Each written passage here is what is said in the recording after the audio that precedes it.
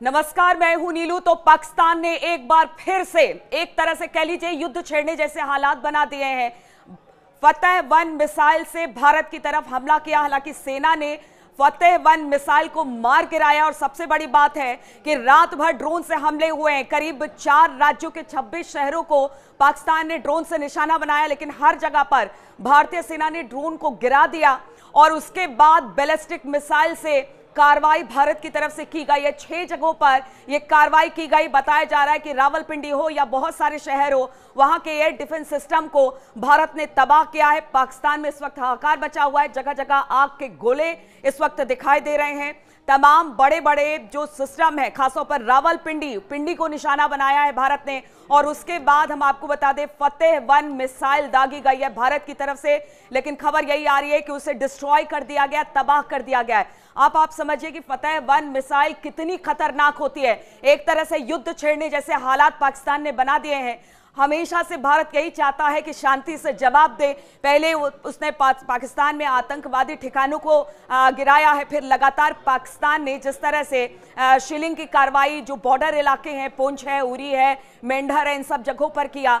उसके बाद भारत ने फिर ड्रोन से हमला किया। तब भी इस बात का ध्यान रखा गया कि देखिए पाकिस्तानी आवाम को किसी तरह की कोई दिक्कत ना हो, लेकिन रात भर पाकिस्तान ने ड्रोन से हमले किए हैं। भारत के 26 शहरों में ये हमले किए गए हैं। बताया जा रहा है कि 4 राज्य, खासतौर पर राजस्थान की बात की जाए, पंजाब की बात की जाए, जम्मू कश्मीर की बात की जाए, इन सब जगहों को टारगेट किया गया है। और उसके बाद बैलिस्टिक मिसाइल से भारत ने हमला किया और बताया जा रहा है बैलिस्टिक मिसाइल कहर बनकर पाकिस्तान पर टूटी है। और देखिए उसके बाद पाकिस्तान किस तरह से एक युद्ध छेड़ने जैसे हालात बना रहा है।